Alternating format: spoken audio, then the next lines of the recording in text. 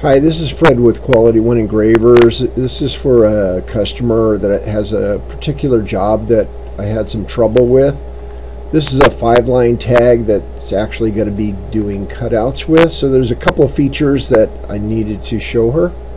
Anyways, this is the job with it done in paragraph mode, and then this is the exact same job, and all it is I just copied it and ungrouped it. So here's my job. And one of the things that I learned was, if I just swipe through here, this right here is the character width. So this is somewhat of an override. So that's where that number comes in. And if you click, where was it? It was in the line right here. Compress text only when width exceeded. Method width compression, and each line individually. So what that says is that this is going to be at 80% normally, and then if it exceeds that, then it will go under 80% by whatever it needs to. So let me just go ahead and take this job, and right now this is the plate size, so I'm going to actually move them all over. I'm going to just go minus 6 inches. So here's my paragraph, and here's so I'm going to take this one, Control D to duplicate it, and I'm going to put it in my plate at exactly top at 0, 0. Okay, so that's where it's at. So I'm going to select this, and I'm going to go to my badges and select all my lines, and I'm going to use score lines. I'm not going to use plate. I'm going to use a 24 by 24, and here is I can browse for it, but I know this is the 5-line tags that were given to me, and I didn't put all of them in, but a good portion of them. So I click on open. So again, I've got my score lines, I've got P2 here, and I say OK, and OK. I tend to look to see that everything looks okay here, and let's say OK. So here's what I want to engrave. Now another thing that I did is I'm going to go to my engrave and engraving defaults, and I have a driver set up here that's color Q3 standard, so it's just got engraved by color. You could do it by selecting or not. I'll just show it engraved by color.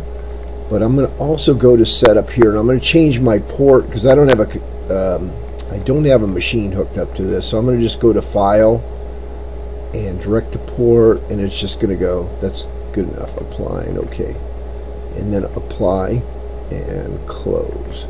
So if I select all this, I go to Engrave and I go to Output. So I don't want that color, so let's say I'm going to start with my P60 color, which is the 60 cutter, and I select that, and this is what shows up to engrave. So I'm going to go ahead and engrave. Now this would normally go to your machine, but I'm going to just send it right to here just as a text file. Error opening disk. I'm not sure what happened there, but anyways, now I'm going to go to P40 and select it, and it's also going to save it over in this text file. So why is this? I'm going to just go into, maybe because this file doesn't exist.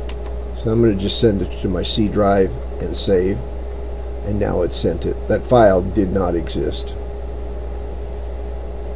or that directory.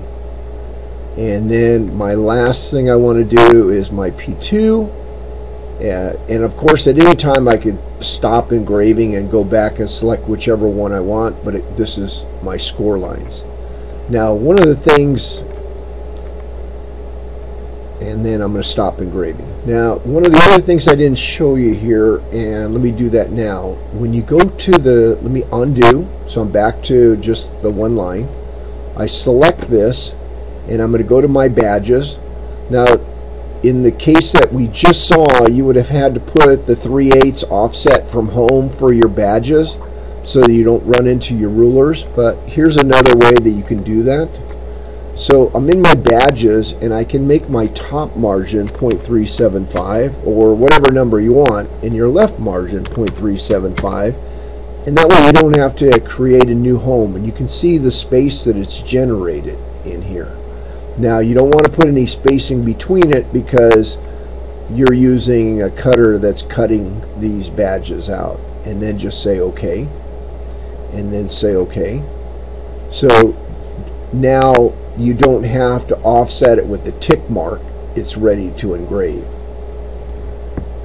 Now another way to have done this, of course, is to hold the Alt key down and select all the 40 and go to engrave and output and select just 40 and select and send, and go ahead and save, and yes, go ahead and overwrite it. Again, it's just going to a file on my hard drive, and I didn't want to make this file too long. It would take a while.